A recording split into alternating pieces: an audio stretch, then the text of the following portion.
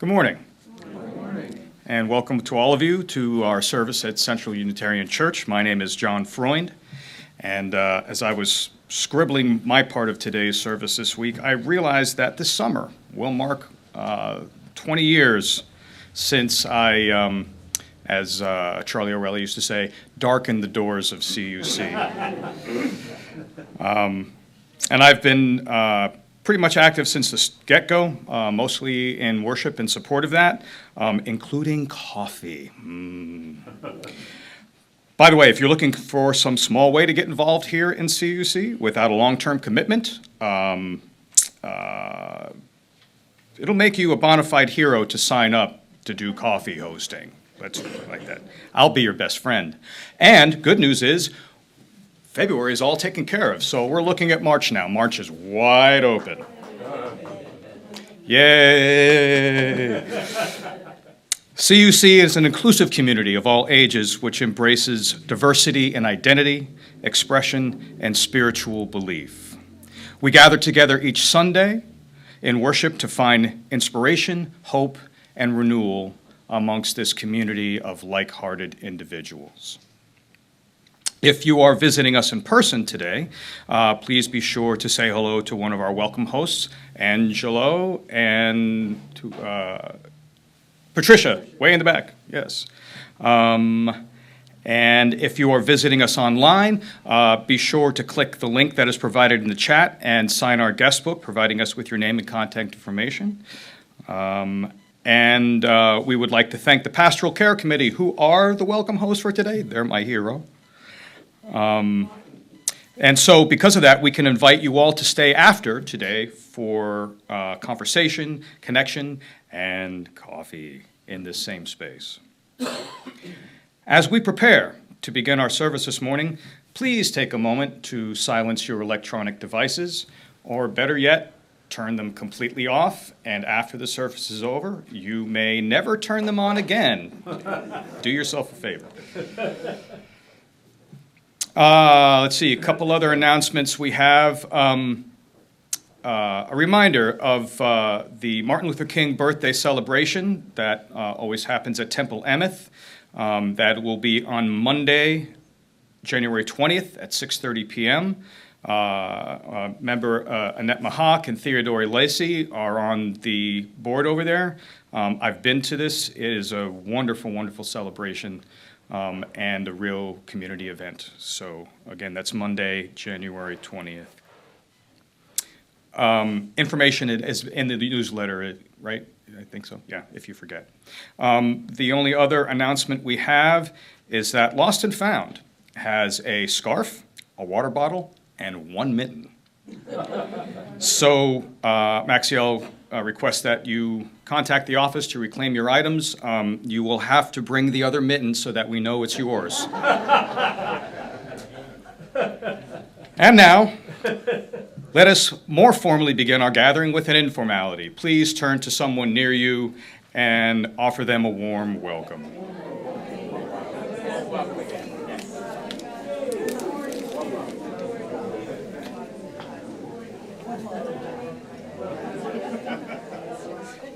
Good luck, we're all here.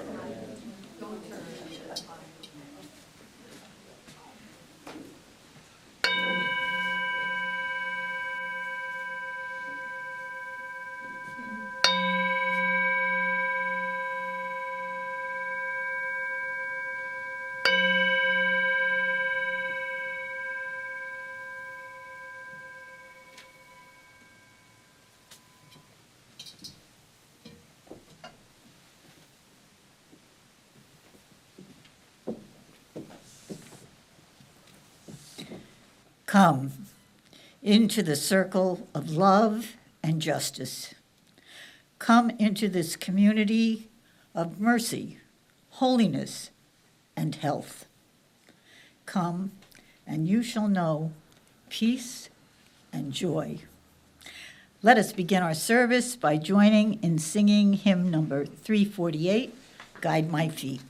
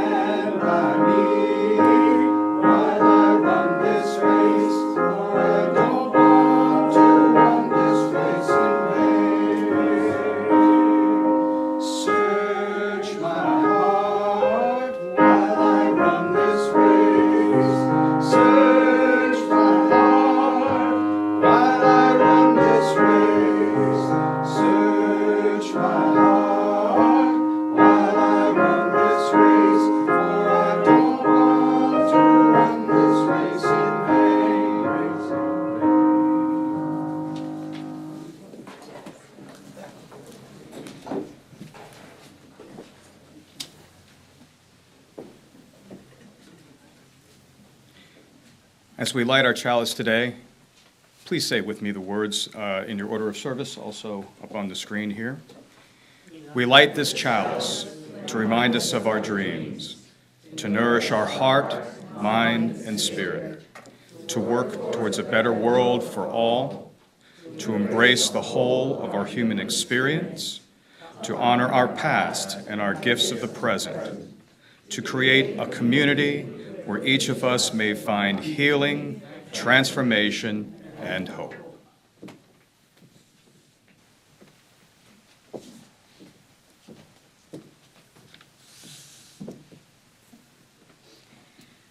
This morning, I bring you a story for children, which speaks to us. The book is called Ish.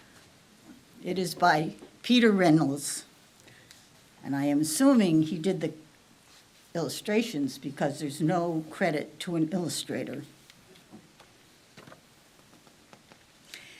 Ramon loved to draw.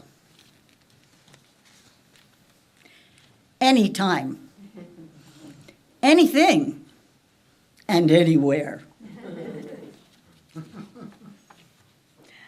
One day, Ramon was drawing a vase of flowers, and his brother Leon leaned over his shoulder.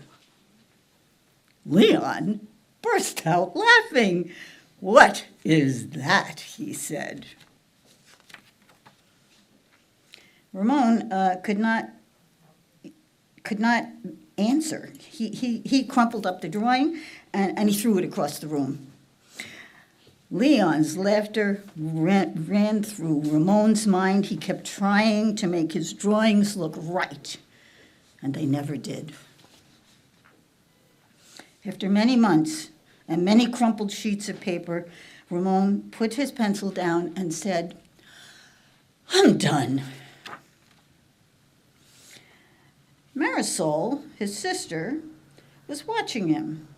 "What do you want?" he snapped. "I was watching you draw," she said. Yeah, Ramon just sneered. He said, "I'm not drawing, go away." Marisol ran away, but not before picking up a crumpled sheet of paper. "Hey, come back here with that." Ramon raced after Marielle, down the hall and into her room. He was about to yell, and then he fell silent when he saw his sister's walls. He stared at the crumpled gallery. "This is one of my favorites," Marisol said, pointing. "Well, that was supposed to be a vase of flowers," Ramon said, "and it doesn't look like one." "Well, it looks vase-ish," she exclaimed. "Vase-ish?" Ramon looked closer, and then he studied the drawings on Marisol's walls and began to see them in a whole new way. "Well, they look ish," he said. Ramon felt light and energized. Thinking ishly solved a lot of problems. And he began to draw what he felt. Loose lines, quickly, springing out without worry. Ramon realized he could draw feelings too. His heart was inspired to do ish writing. He wasn't sure if he was writing poems, but he knew they were poem-ish. And so Ramon lived ishfully ever after.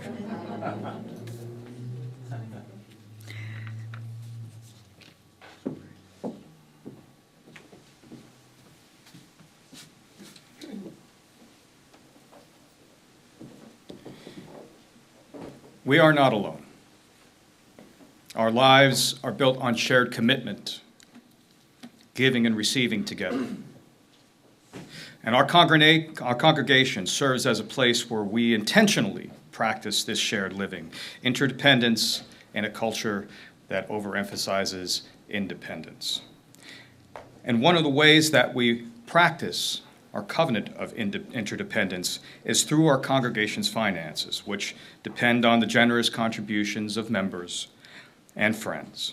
And so we pause each week to recognize this particular form of sharing, each of us giving what we can in support of the mission and vision of Central Unitarian Church. Your financial contribution helps each and every one of us grow, to serve, and most importantly, to live our lives centered on love. Our offering will now be gratefully received.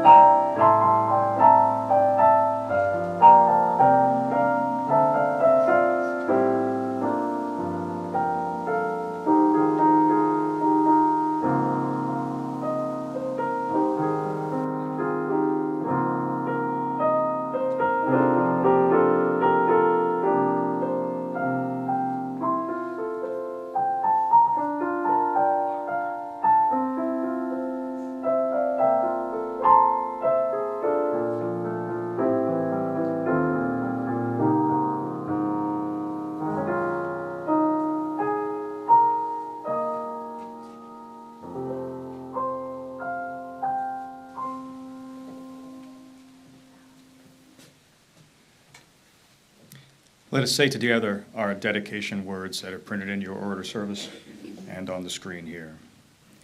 We dedicate these gifts in service of our mission, to welcome all into a home of spiritual diversity that challenges us to become our best selves, to minister to one another in love, and to serve the greater community.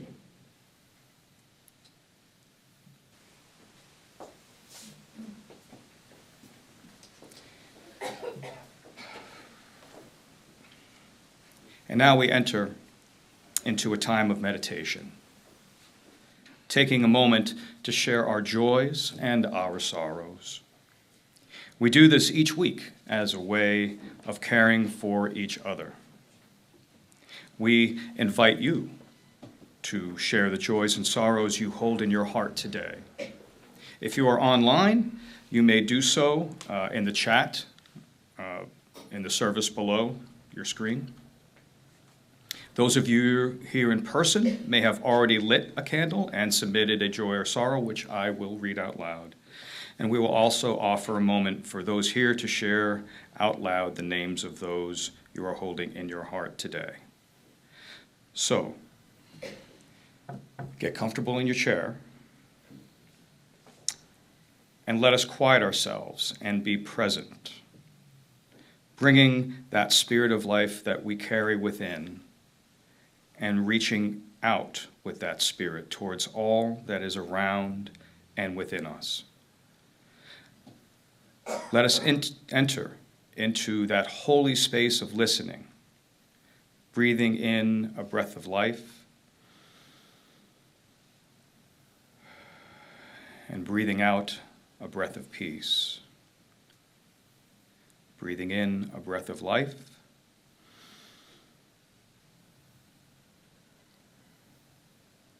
and breathing out a breath of peace. Spirit of life, of many names and no name at all, we call on ourselves to be present with the world as it is, joining together to manifest a world that we have helped create and that we will leave to those who come after us. May we co-create a legacy of hope for our future. Yet for now, may we hold in our hearts all these joys and all these sorrows, both spoken and unspoken, as we enter into a moment of silence.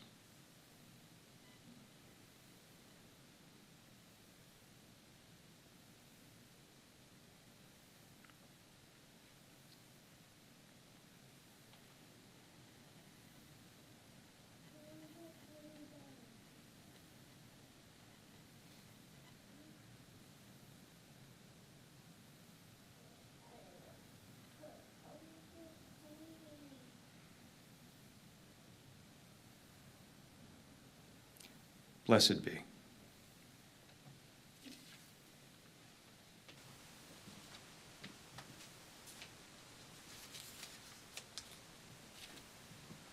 You may remain seated as we sing together our next hymn, number 389, Gathered Here. And I think Matt will play it through once, and then we will sing it together twice.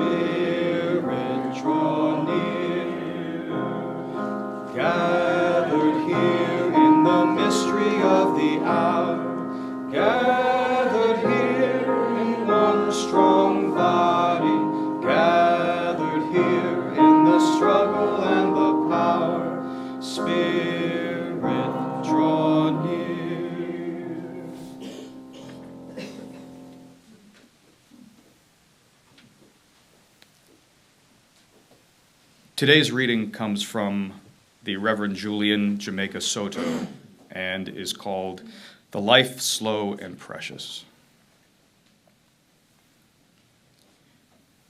It is a truth, though it may not always feel that way, that you are worth more than the things that you do.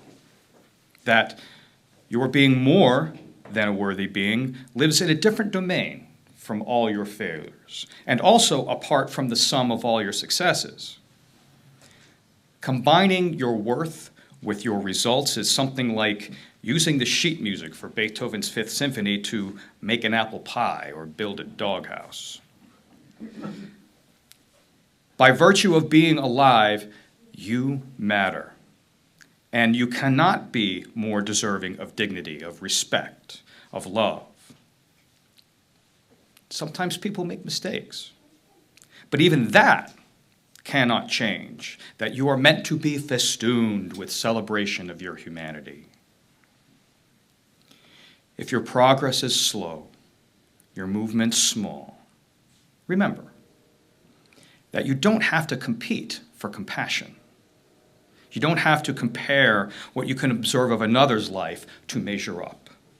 You are definitely yourself. What is slow is also valuable. Some of the oldest seeds ever sprouted are narrow-leaf campion that grew even though the seeds were 32,000 years old, more or less. They had to survive to be able to bloom, encased in ice, thawed, and then brought to life.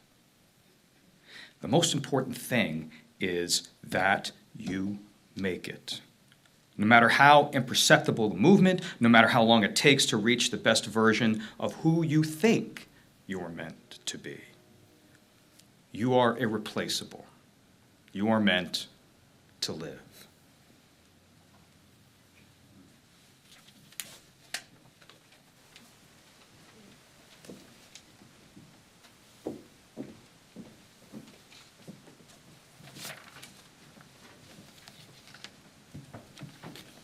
I am grateful that John did that reading. I chose it, but he read it so well.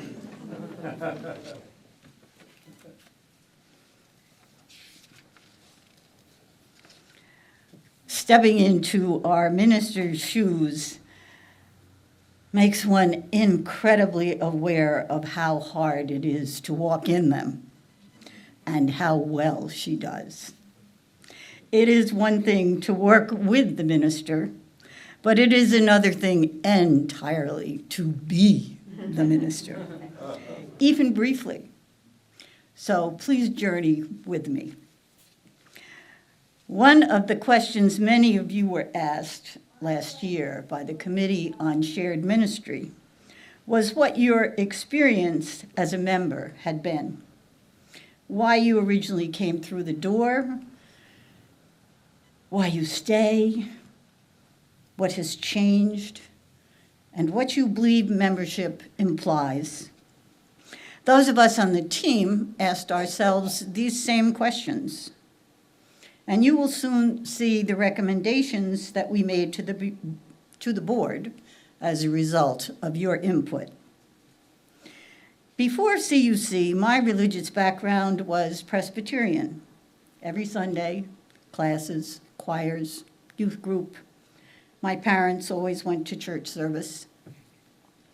But despite this immersion, by the time I was 16, I was, albeit silently, pretty skeptical regarding much of the dogma.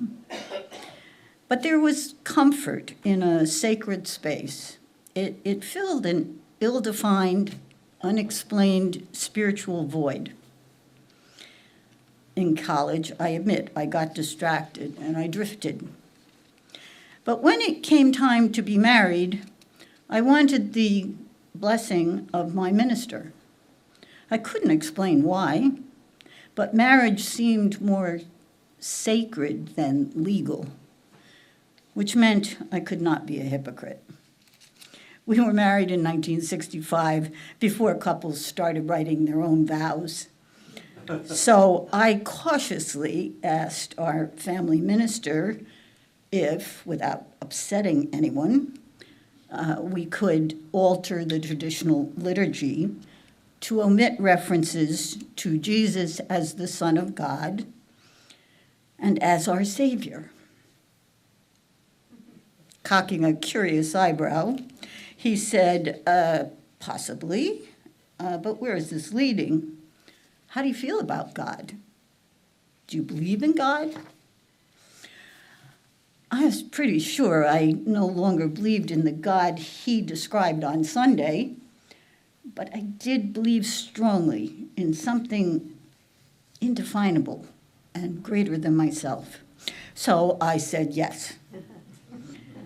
And before he could respond, I quickly added, but now that I'm marrying Harold, I don't think I'll need God very much. He did laugh, out loud.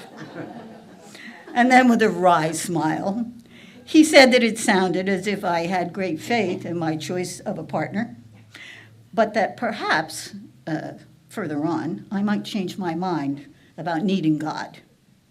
and that proved true. We did not know we were looking for a non-creedal church. We didn't even know there was such a thing. And when we came through the doors of Central Unitarian Church, we knew immediately we had found a spiritual home. We found a faith that sprang from Judeo-Christian roots, that explored the wisdom of all faiths, and offered beliefs that we could endorse when our children asked questions. In short, we found a liberal, democratic faith community, which was difficult to explain to others, with a name that was even harder to pronounce. And this is perfect, I thought. But nothing is perfectly perfect. As Jack Mendelson, the author, explains in his wonderful book called Being Liberal in an Illiberal Age and subtitled, Why Am I a Unitarian Universalist? If I were to propose a creed for liberals, and he won't, it would be, you count your blessings and you carry on. Sounds like Churchill. Then he continues, and I quote, the most powerful liberal instinct is a grating hunger for more freedom, more justice, more fairness, more inclusion, and more fulfillment for more of the earth's creatures.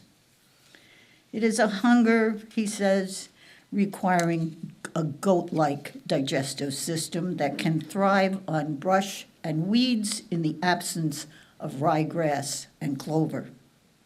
Staying liberal means savoring small successes and digesting constant frustration.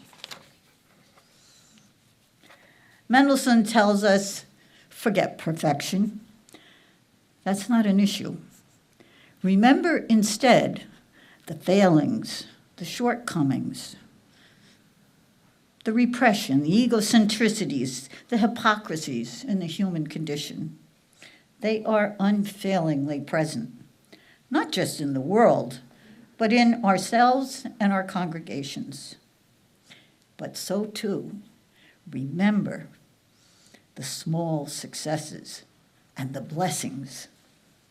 He goes on to note that the religious community is not merely a structure, and we certainly have learned that in the last few months, but a center of sanity and inspiration for a deranged world, not merely a private place of cultivation and retreat, but a temple for renewing and revitalizing our beleaguered values. Our religious community stands as a symbol of humans aspiring together, tracking truth together, and demanding social justice together. If I had been looking for perfection, says Mendelson, I would have long since excommunicated myself from Unitarian Universalism. Fortunately, being intimately acquainted with my own imperfection, I did not. We are not perfect, but what saves us is that great old legacy of the human spirit. We do not stop examining. We do not stop questioning. We test the validity of our concepts, our character, our reasoning, and our behavior. Our imperfections appear and reappear, but they do not get sanctified. So we dwell on the strengths we bring to and draw from our religious community. We acknowledge that while it is not perfect, it is good enough to help us become our best selves. My best self is what I keep striving toward. That is why I am part of this faith community. I want to be active. I want to be challenged. I want to be forgiving and forgiven. I want to be accepted and find a way to make a difference in some small corner of the world. Years ago, I heard a sermon in Maine. It was titled, Good Enough. But I submit to you that was wrong. This excellent sermon affirmed that while we want to be perfect, Sometimes even our best effort, like Ramon's drawings, falls short. They are okay. They are even good. And good, he said, is enough. And that message was very reassuring. The minister was a man named Peter Fredericks. Ministry was for him, as for many, a second vocation. He urged those in the congregation to keep trying in spite of the discouraging clamor all around them for perfection. The implication, even the insinuation, that what we are and what we're doing is not good enough. He began by acknowledging that whether it's for our kids, or our partner, for our teacher, or our boss, or even people in our congregation, we all want to be at our best. Actually, we want to be perfect. We want to be, or hope our children will be, straight-A students, both in school and in life. We strive for perfection, even though we know it's ultimately unattainable.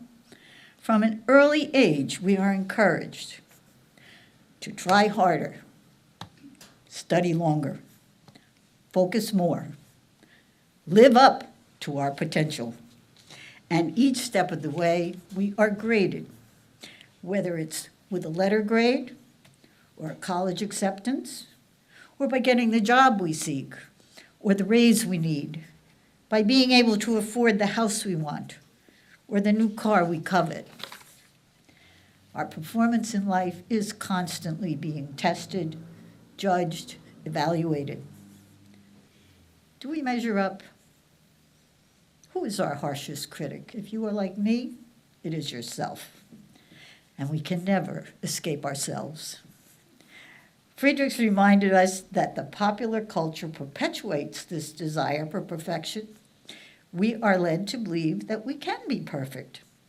We are bombarded with images of perfect homes, surrounded by weedless lawns, across which cavort beautiful children with perfect teeth and purebred dogs. In pursuit of perfection, we work insane hours, and we strive to stay productive and connected and on top of our game through laptops and cell phones and all manner of digital devices. So where does this constant striving for perfection come from? You know, there are a couple of things in religious history that certainly support it. In the Old Testament, the book of Genesis tells us that God created humankind in his image. And God is perfect and all-knowing. Surely, despite having fallen from grace, we must strive to be perfect again. Now, couple this belief with our cultural norms, and our perfectionism is in some ways hardwired into our very beings. Consider this. When Unitarian Universalist theologians dismissed the doctrine of original sin, they brought the idea of perfection even closer. We are, at least originally, perfect, blameless. Then, when the Unitarian movement moved in the direction of secular humanism, human perfection and inherent goodness became core beliefs. The humanists taught us that salvation doesn't come from an all-powerful, all-knowing God, but rather from ourselves in living up to our responsibility to become better, more morally perfect people. Friedrich suggested this belief in the perfectibility, if not the perfection of humankind, is perhaps the most glaring imperfection of our belief, of faith. It can infect every part of our lives. The drive for perfection has an unexpected drawback. When we demand perfection from ourselves, we often expect it from those around us. And when others don't measure up to our standards of perfection, we devalue, degrade, and sometimes dismiss their efforts and them. I won't ask for a show of hands, but my guess is that there are more than a handful of perfectionists in the sanctuary today. But the reality is this: no matter how well-intentioned we may be, no matter how we approach the idea of perfection, whether we work a little harder, or exercise a little more, or drive our kids to one more activity, or keep our homes and ourselves camera ready just in case we get the knock from Publishers Clearinghouse, nothing will ever be perfect. We will never be perfect. So I suggest that, like Ramon's little sister in our story this morning, we recognize the worth of our imperfect efforts and our less than perfect selves, and know that together we are indeed good enough. Let us rejoice and live ishly.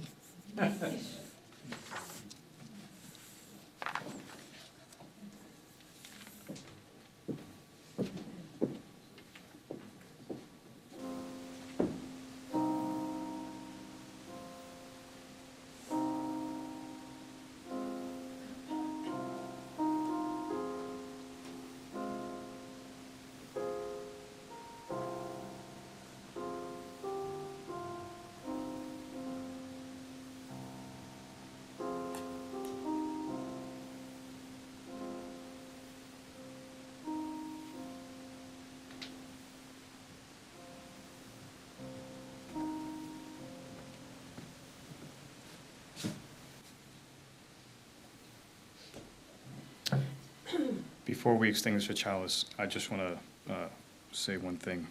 The Reverend Matt Tittle used to say that a well-chosen children's story is the sermon.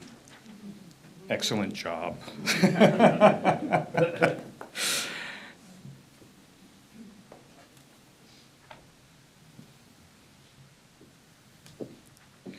May we extinguish the chalice together.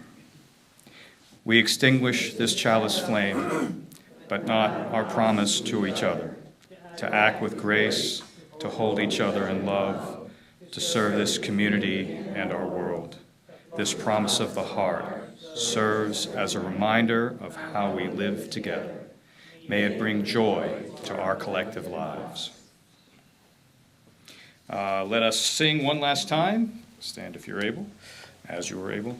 Hymn number 354, We Laugh, We Cry. Just first and last verses. First and last verses.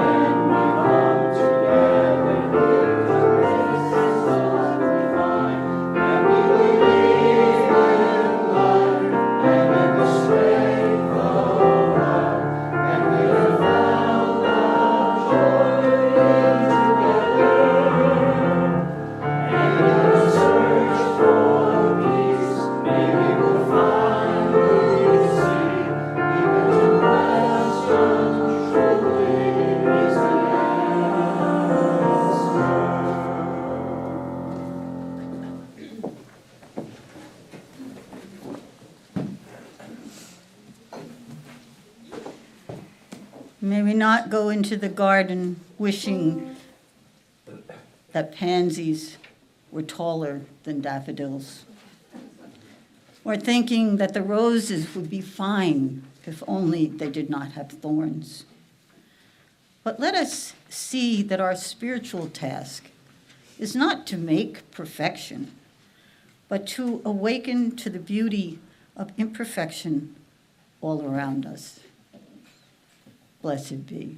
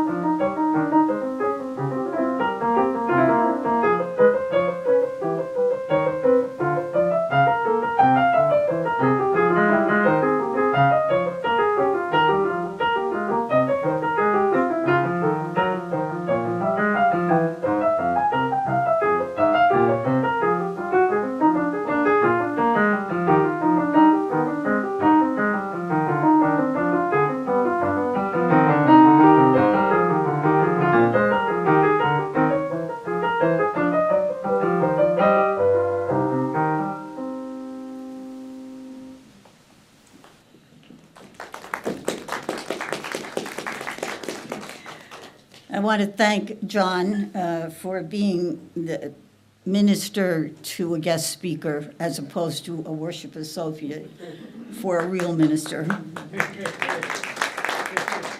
I want to thank Matt for his always beautiful music. I want to thank Phil for reassuring me that the picture would be on the board when I did the story, because I'm never always afraid technology will let me down. And I want to thank Pastoral Care for preparing coffee so that we can convene and enjoy each other. And for our welcome hosts, Angelo and Patricia, who greeted you as you came in. Go forth, be ish, and be imperfect.